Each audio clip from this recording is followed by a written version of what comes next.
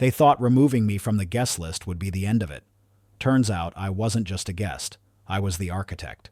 Tuesdays are my power days.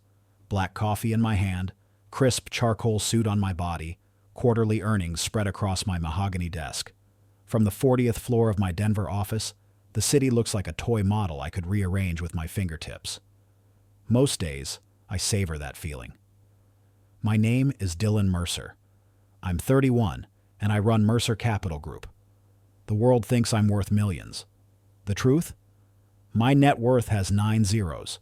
I keep it quiet because silence has always been my advantage. My assistant Chloe appeared at my door, hesitating. That's unusual for her. She only speaks when necessary, a quality I value. Mr. Mercer, there's a call from Aaron at Opal Vine Weddings. I paused, coffee halfway to my lips. Wedding planners don't call billionaires on Tuesday mornings. Then I remembered, Sierra Walsh, my wife Kendra's sister, was getting married in a few weeks to Dr. Marcus Halden, the rising cardiothoracic surgeon everyone in her family couldn't stop fawning over. Put her through, I said. As I waited for the call to connect, my mind drifted back 3 months. Kendra had come to me, eyes watery, talking about her parents' financial strain and Sierra's dream venue. Just a little support, she'd said, squeezing my hand. They'd never take it if they knew it came from you. That line should have been my first warning. Instead, I wrote a $65,000 check with one condition: anonymity. I didn't want recognition. I just wanted Sierra to have her dream day. Mr. Mercer? Erin's voice cut through my thoughts. Something in her tone set off warning bells. Yes, Erin. What can I do for you? She cleared her throat. I'm calling about the Walsh-Halden wedding. Your wife contacted us yesterday. She's requested your name be removed from the guest list. My body went cold. The office seemed to shrink around me. I'm sorry? She asked that you be removed from attendance. She also inquired whether the $65,000 deposit could remain with us, since most funds have already been allocated. Time slowed. Not because of the money. 65 grand is pocket change to me. It was the erasure that cut deep. She didn't want me there. At a wedding I funded? Yes, sir. Erin's voice dropped lower. She said it was to avoid potential family drama. She assured us you'd understand. Understanding dawned like ice water in my veins. Memories flooded back. Ronald Walsh, my father-in-law, dismissing my catering investments at dinner. Valerie, my mother-in-law, cutting me off to gush about Marcus's BMW. Sierra joking about Kendra's fixer-upper husband while everyone laughed. Even Kendra, smiling uncomfortably, apologizing half-heartedly later. I'd brushed it all off, let it go, stayed silent. Thank you, Erin. I appreciate your call. My voice sounded distant, even to myself. I hung up and stared out at the Denver skyline, the city I quietly conquered while everyone underestimated me. They took my money and erased me like a stain on a white suit. Polite, efficient, heartless. I pressed the intercom. Chloe, get Erin back on the line. The wedding planner? Yes, my voice hardened. I have a new instruction. When Erin answered again, I didn't hesitate. Cancel the wedding. A gasp. I'm sorry? Cancel. The entire wedding. Every service, every vendor, every reservation, effective immediately. Sir, you're not the groom. I don't believe you have the authority. I smiled then. The kind of smile that's made executives sweat across negotiation tables. You're about to find out who really holds the contracts. I heard papers shuffling frantically on the other end. Erin's breathing quickened. Evermere Estate? I own it. Saville Catering? Mine? Bellamy Grand? I bought the whole chain. I paused, letting each revelation land like a hammer blow. Opal Vine Weddings? You work for Northlight Events, a subsidiary of Mercer Capital. Technically, Erin, you work for me. They played games in a world I built. Now I'm flipping the board. Erin stammered on the other end of the line, her professional composure crumbling. Mr. Mercer. I had no idea. You'll be receiving legal instructions within the hour. I cut her off, my voice ice cold. Cancel everything. Notify all vendors. Shut it down. I hung up and leaned back in my chair, looking out at the city I'd quietly conquered. In business, silence has always been my currency. I never broadcasted my acquisitions, never plastered my name across buildings, never showed my full hand. But today, silence ends. This isn't about revenge, not yet. It's about self-respect, about drawing a line that should have been drawn years ago. I buzzed Chloe. Schedule meetings to redirect every resource from the Walsh-Halden wedding. Every resource, sir? All of them. Few people understand how I built Mercer Capital. They see the surface, the investment firm, the office tower. They don't see the chessboard beneath. After dropping out of law school at 24, I started with a food truck. People laughed, but that food truck led to a catering company, which led to restaurant investments. I leveraged those into hotel partnerships. When Evermere Estate faced bankruptcy 3 years ago, I acquired it for pennies on the dollar. When Savile Catering nearly collapsed during COVID, I covered their debt and added them to my portfolio. When Opal Vine's parent company, Northlight Events, needed capital for expansion, I provided it through a holding company that doesn't bear my name. I purchased Bellamy Grand Hotels during their Pacific Northwest expansion, keeping my ownership quiet to avoid spooking the market. They laughed when I said I ran a small business. They should have asked who signed their paychecks.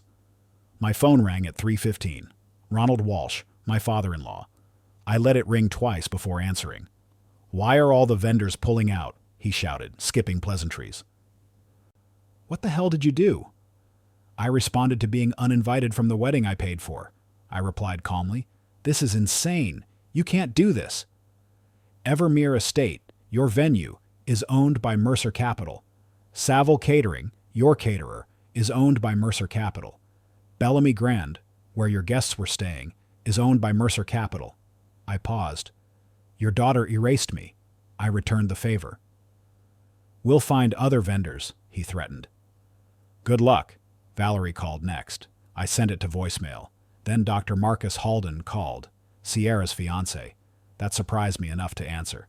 "Dylan," he said, his tone polite but strained. "I don't know what's going on, but we're losing everything. Can we talk?" "Did you know I paid for your wedding?" I asked simply. Silence. Then, "No. Sierra said her parents covered it." "Then maybe you should ask your fiancé why I was cut from the guest list." "I will," he said. "I'll call you back." I doubted he would. I was setting fire to their perfect day. But I wasn't the arsonist. I was just holding up a mirror. At 5:43, my phone pinged. A text from Kendra. "Please don't cause drama. You're not coming to Sierra's wedding. We're keeping the money. You offered it as a gift. Let's talk when you've calmed down." I read it twice, then deleted it. 7 years together. She erased me in 7 seconds. I opened my laptop and began locking accounts, canceling the boutique business I'd funded for her. Revoking access to our joint credit cards. Quiet but total severance. Aaron called back just after 7, breathless with panic. "Mr. Mercer, we've tried everything. We're unable to find replacements. Every vendor in the region is either unavailable or—" She hesitated. "Unwilling to cross you." "I'm offering one option," I said. "Pinecrest Lodge, 60 guests maximum, preset menu, no substitutions, no glamour, no negotiations. The cost? $180,000, up front." She gasped. "That's nearly triple. There's more. I require a written apology from Kendra and both her parents. It must be read aloud at the reception." The line went silent. "You're serious?" Aaron finally whispered. "Deadly. I don't think they'll agree to those terms." "Then Sierra can get married at a courthouse," I said flatly. "Or not at all." After hanging up, I stood at my office window watching the sunset paint Denver's skyline red. In the reflection, I could see the trailer park kid who grew up watching his mother work 3 jobs. The college student who drove Uber to pay tuition. The law school dropout everyone predicted would fail. I'd spent my life being underestimated, Use that perception as leverage.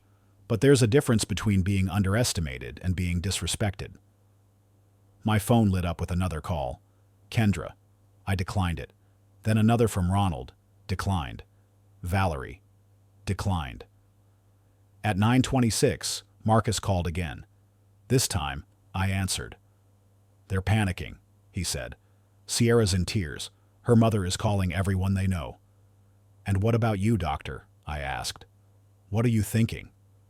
A long pause. I'm thinking I don't know these people as well as I thought I did. I nodded, though he couldn't see it. Welcome to the club. Can we work something out? He asked. Privately? There's only one deal on the table. The apology. Yes. They're proud people, he said carefully. So am I. I hung up and poured myself 2 fingers of whiskey. Pride costs more than money. They were about to learn exactly how much. My phone buzzed with a text from an unknown number. I opened it to find a video. Sierra's private TikTok account, forwarded by one of my digital intelligence team. In it, Sierra laughed with her bridesmaids, mocking Kendra's awkward rich husband. If he's so successful, she giggled, why's he still driving that Ford truck? I set down my glass. They didn't just disrespect me, they delighted in it.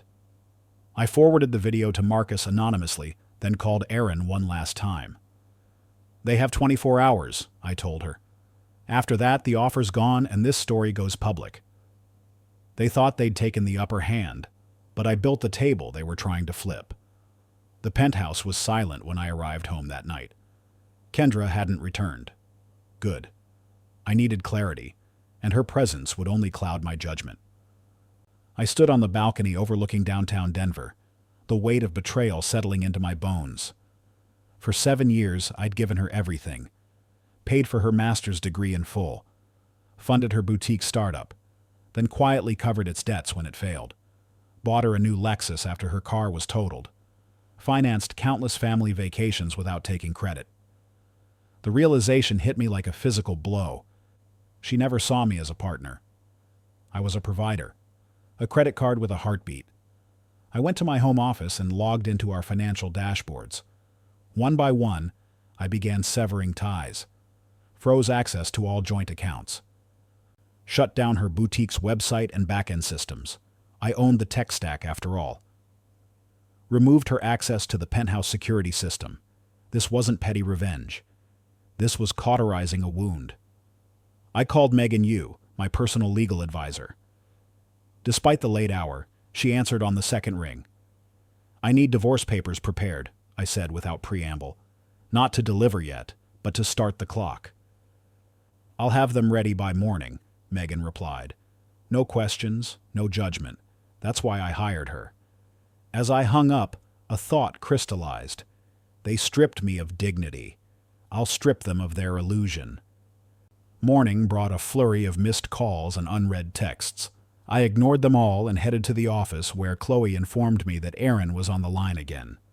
Mr. Mercer, she said, her voice hoarse. I've been making calls for 5 hours straight. Every major venue in Colorado is either booked solid or...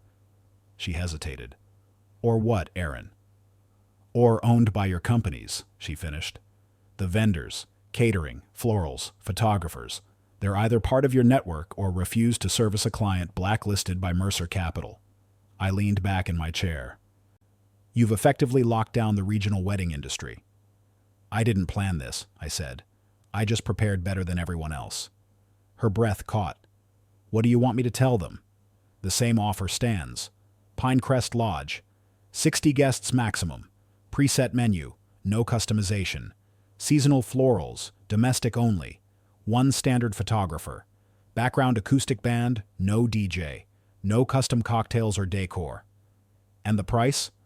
$180,000. Upfront. Non-negotiable. And the other condition? A formal signed apology letter from Kendra, Ronald, and Valerie. To be read aloud at the wedding reception. She was silent for a moment.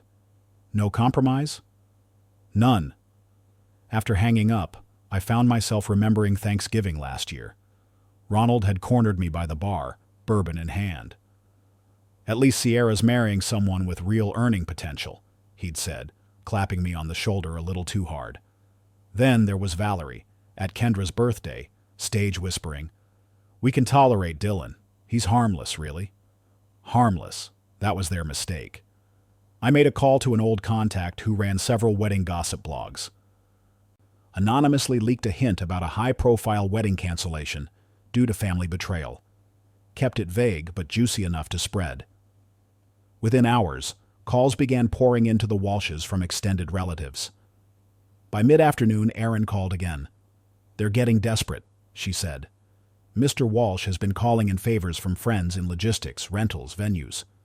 And most are somehow tied to Mercer Capital. Or won't cross me," I finished for her. "Mrs. Walsh contacted Kendra's pastor," Erin continued, "trying to pressure you through social guilt." I almost laughed. "And Sierra? She's—" Erin hesitated.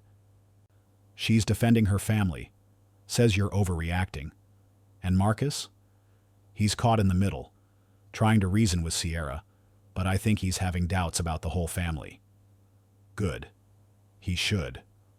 My private security chief forwarded me another video that evening, uploaded to Sierra's private TikTok account just hours ago. In it, she was laughing with her bridesmaids, mascara streaked from crying. "If Dylan thinks we're going to beg, he doesn't know the Walshes," she sniffed, trying to sound brave. "We don't need his money or his permission." One of her bridesmaids chimed in, "Isn't he like, just some restaurant investor or something?" Sierra rolled her eyes. "That's what he tells everyone. Probably just inherited it all anyway." My jaw tightened. They didn't just disrespect me. They fundamentally misunderstood me. I sent the video to Marcus with a simple message: "Choose your family wisely." Then I called Erin one final time. "They have 24 hours, I told her. "After that, the offer's gone, and this story goes public. Every detail." 18 hours later, Erin called back. Her tone was flat, defeated. "They'll accept your terms," she said. "All of them." I didn't gloat. I simply said, "Payment in full." Apology letter by 3 p.m., signed and delivered to my office. At 2:45, Chloe informed me that Valerie Walsh was in the lobby. I instructed security to escort her up. When she entered my office, her hands were trembling, clutching a sealed envelope. "This is what you wanted," she said, her voice tight with humiliation. I took the envelope without opening it. "Was it worth it, Valerie? Cutting me out?" She wouldn't meet my eyes. "We just wanted what was best for Sierra." "No," I said quietly. "You wanted to pretend I didn't exist. Now you know I do." After she left, I opened the envelope. 3 signatures: Kendra's elegant script, Ronald's blocky capitals, Valerie's flowery cursive. An apology crafted in legal terms, soulless but binding. I called Chloe. "Reserve the main boardroom tomorrow at 9. We're having visitors." I spent the evening in silence, reviewing quarterly projections and acquisition proposals. Work had always been my sanctuary. Now it was my statement. The next morning, I prepared the boardroom. 25-foot ceilings, oil paintings of Denver's founders, a table longer than the Walsh's entire house. I wanted them to feel the physical embodiment of what they'd dismissed. Kendra arrived first, looking shrunken, nervous. Her usual sharpness dulled. She tried to speak, but I held up a hand. "Not yet." Sierra and Marcus arrived next, holding hands tightly. Her eyes were puffy from crying, but her chin was raised defiantly. Marcus looked uncomfortable, like a man who'd wandered into someone else's nightmare. Ronald and Valerie came last. They'd aged a decade in 3 days. No one spoke for a full minute. The silence was deafening. Finally, I began. "This is where people pitch billion-dollar deals," I said, gesturing around the room. "But today, we're talking about respect. They set my dignity on fire." I rebuilt the blaze into a spotlight. I looked at each of them in turn. This family that had deemed me unworthy. Kendra couldn't meet my eyes. Sierra's defiance was cracking. Ronald stared at the table like it might open up and swallow him. Valerie kept smoothing her skirt, a nervous habit I'd noticed years ago. "Kendra, I said, my voice level. You knew exactly what you were doing. She flinched as if I'd raised my hand to her. Ronald, I continued, you judged me for what I wore, not what I built. His jaw tightened, but he said nothing. Valerie, you smiled while cutting me out. She dabbed at her eyes with a tissue. Sierra. I turned to my sister-in-law, who had the grace to look ashamed. I gave you your dream wedding. You erased me for sport. Marcus shifted uncomfortably beside her. I had no idea you were this involved, he said quietly. I locked eyes with him.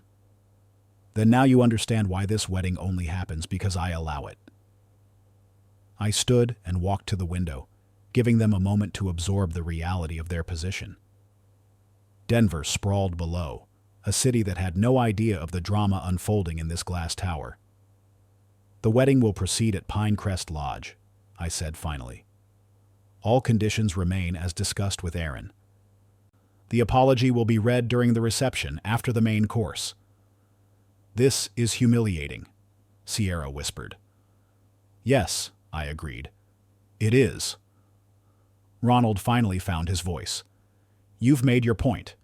You don't need to drag this out publicly. I turned back to face them. But I do, Ronald, because you would have erased me publicly. The symmetry is necessary. Kendra stood suddenly. Can we speak privately? I considered her for a moment. No. Something broke in her expression then. The realization that her influence over me was gone.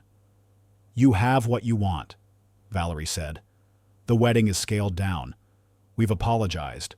We've paid more. What else? Respect, I said simply. Not fear, not admiration. Just basic respect. Marcus cleared his throat. I'd like to say something if I may. All eyes turned to him, the outsider in this family drama. I'm sorry, Dylan, he said.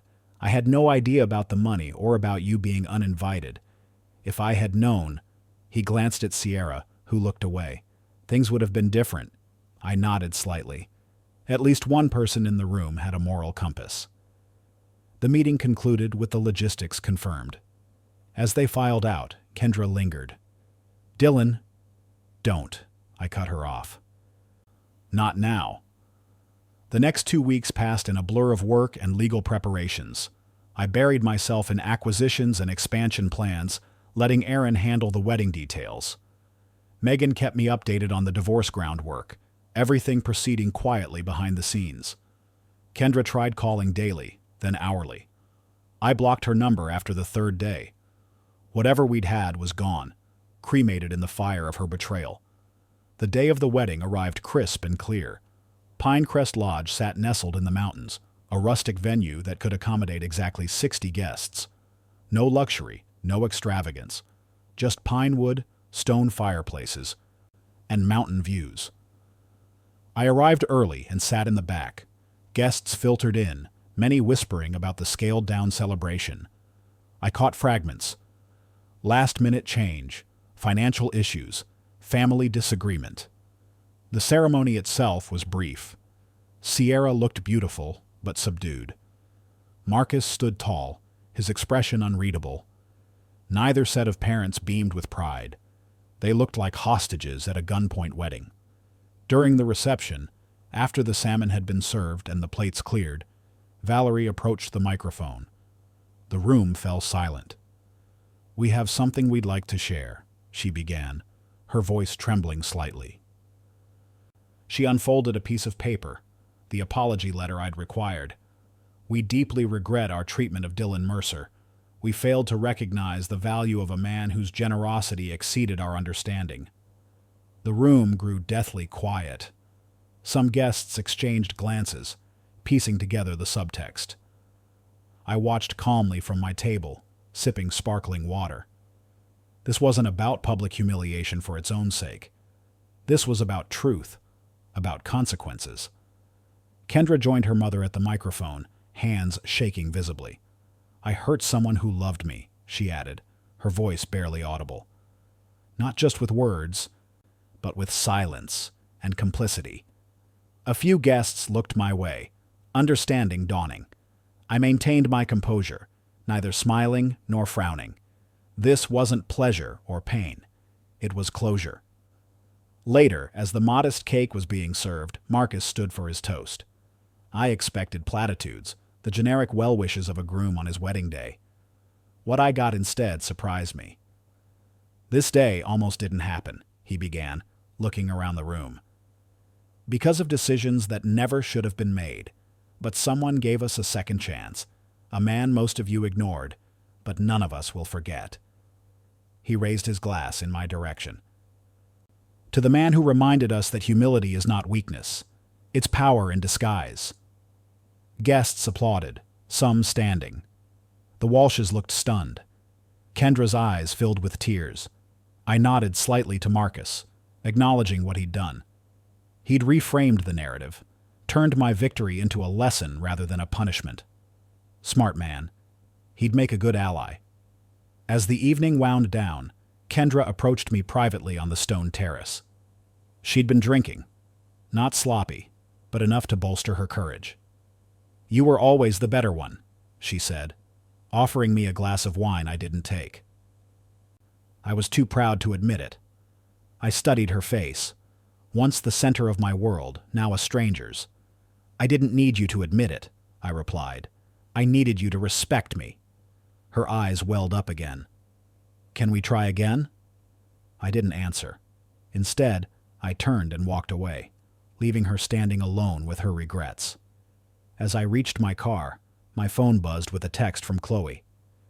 "Legal team has the divorce papers ready. Just say the word." I looked back one last time at Kendra, her silhouette framed in the warm light of the venue. For a moment, I remembered how it felt in the beginning, when we were just two people falling in love. Before family dynamics and quiet judgments poisoned everything. But some poisons have no antidote. I turned away and didn't respond to the text. Not yet. Some decisions deserved a night's sleep. Some wounds needed time to confirm they couldn't heal. 7 years of silence. It took 7 minutes for her to beg for a second chance. I walked away from the reception, the sound of clinking glasses and forced laughter fading behind me. The mountain air was sharp in my lungs, cleansing. I hadn't planned for Marcus's toast, the way he'd elevated my position from vengeful outcast to magnanimous benefactor. Smart man. For years, I'd been dismissed as Kendra's quiet husband. Now I was being toasted by doctors, executives, and society guests. But power isn't in being praised. It's in choosing whether to forgive. I reached the stone balcony overlooking the valley and leaned against the railing, savoring the quiet. Footsteps approached from behind, light, hesitant. I didn't need to turn to know it was Kendra. "Beautiful night," she said, her voice carefully neutral. I nodded but didn't speak. She moved beside me, close enough that I could smell her perfume, the same scent she'd worn on our first date. A calculated move. Kendra never did anything by accident. Her eyes were watery but determined when I finally looked at her. She wasn't sobbing dramatically. That wasn't her style. But she was unraveling, her carefully constructed composure fraying at the edges. She held out a small box. Inside was a photo of us from our honeymoon in Santorini. Sunrise on the caldera, both of us laughing, my arm around her waist. "That was real, wasn't it?" she asked softly. "That version of us?" I didn't answer immediately, looking out at the mountains instead. The silence stretched between us like a living thing. "I messed up," she finally continued. "I know I did. But people make mistakes. Can't we salvage something?" I turned to face her fully. "You didn't just make a mistake. You drew a blueprint. You rehearsed the betrayal." Her face flinched, but she pressed on. "My parents, they put so much pressure. The family image, my own pride. I know it's not an excuse."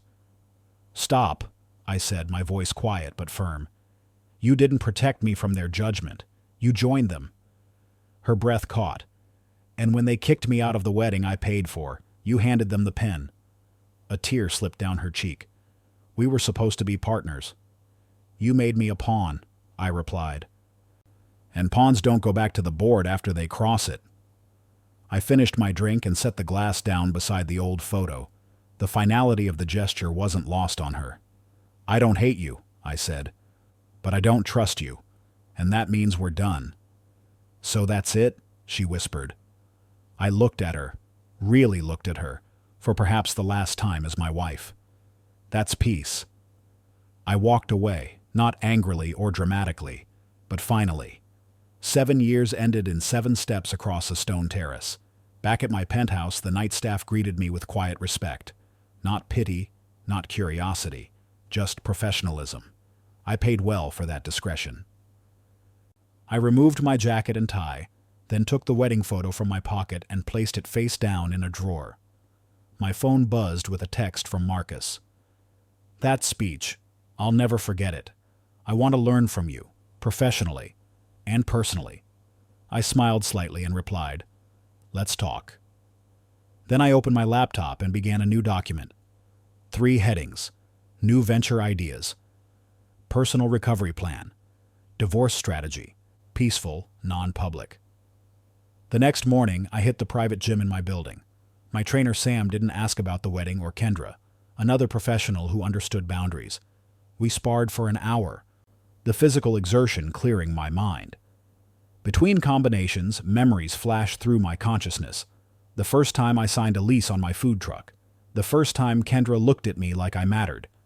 The first time her father said, "That's cute," when hearing about my business. They underestimated the wrong man. I just stopped giving them a reason to doubt. After my workout, I showered and dressed for the office.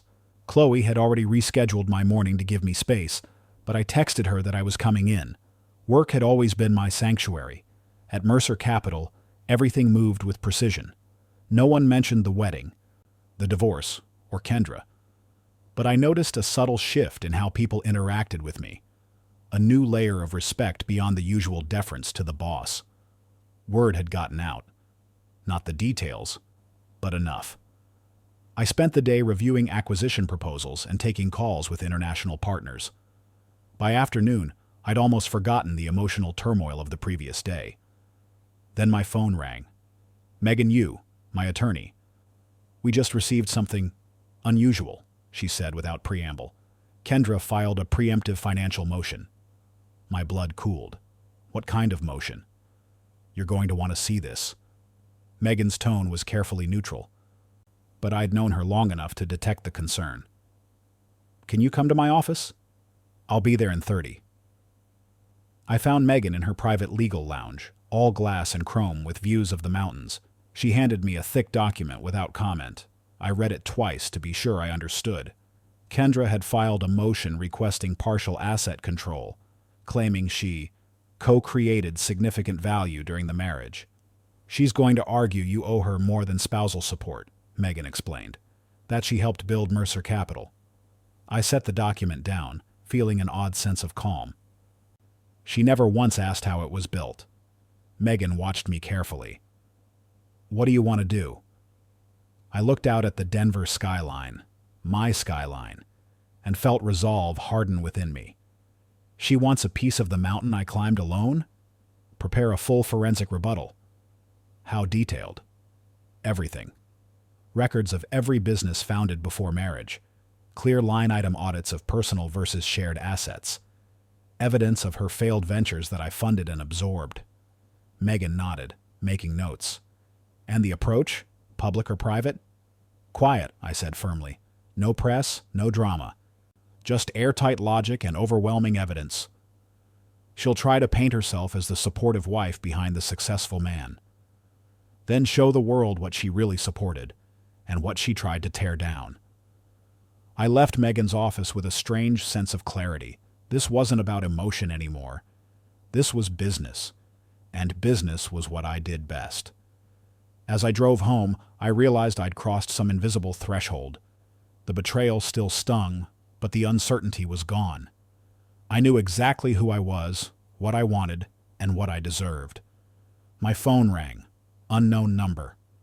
I almost declined it, then decided to answer. "Mr. Mercer? It's Marcus. Marcus Halden." "Doctor," I acknowledged. "Shouldn't you be on your honeymoon?" He laughed humorlessly. "That's been Postponed. I was hoping we could talk. I considered for a moment. Where are you now? Still at Pine Crest, actually. Sierra's with her parents. Meet me at Indigo Coffee on 17th in an hour, I said. Perhaps it was time to build new alliances from the ashes of old connections. They came for my dignity. I answered with dominance. I met Megan at my firm's private legal lounge the next morning. She had already prepared a comprehensive response to Kendra's motion, the documents neatly stacked on the polished table. She's requesting partial ownership of Mercer Capital, Megan explained, claiming she co-created significant value during the marriage.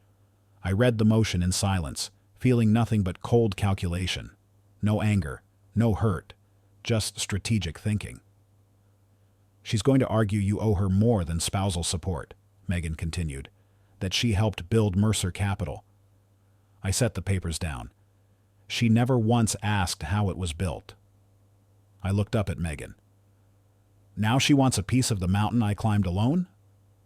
I authorized Megan to prepare a full forensic rebuttal, records of every business I founded before marriage, clear line-item audits of personal versus shared assets, evidence of Kendra's failed ventures that I fully funded and absorbed.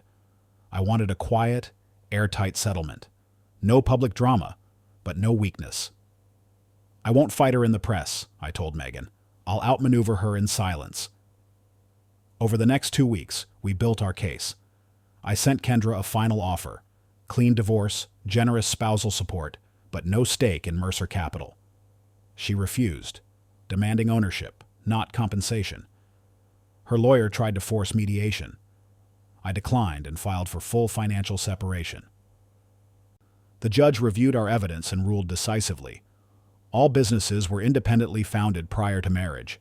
Spousal support granted, ownership denied. The verdict was clear. Kendra would walk away with a severance, not a share. Though I kept the proceedings private, rumors inevitably leaked, not from my side. Society blogs picked up the thread. Wedding Titan's wife attempts takeover after public snub. Kendra's social circle grew cold as the truth emerged. Marcus texted me after the ruling. This family, I should have seen it sooner. Thank you for showing me how to lead by losing nothing. I bought a retreat house in Aspen, a place for focus and reinvention. Invited Marcus and a few other mentees for a private mastermind weekend. We discussed business, ethics, betrayal, and rebuilding. On the final evening, as we gathered around the fire pit overlooking the mountains, I announced my next venture. A fund for entrepreneurs who were underestimated, who weren't given a seat at the table. I named it the Silent Foundation. Weeks later, a final message from Kendra arrived. I regret it all, but I don't blame you. I'd like to talk one last time. No lawyers. I didn't reply immediately, took the day, thought, reflected. Finally, I texted back, forgiveness is different from reunion. I wish you peace, but not a place in my future. 6 months passed. Denver's skyline remained unchanged, but my place within it had transformed. Walking through my headquarters one evening, I noticed employees greeted me differently, not with fear, but with admiration. I wasn't just the boss who signed their paychecks. I was someone who'd shown integrity in the face of betrayal. I reviewed expansion reports, signed 2 new acquisitions, then took the elevator down to the garage. My Tesla waited beside a modest food truck, part of a startup accelerator I'd funded. The young founder looked up nervously as I approached. "How's business?" I asked. "Growing," she replied. "Slowly, but growing." I nodded. "Keep it humble, but never small."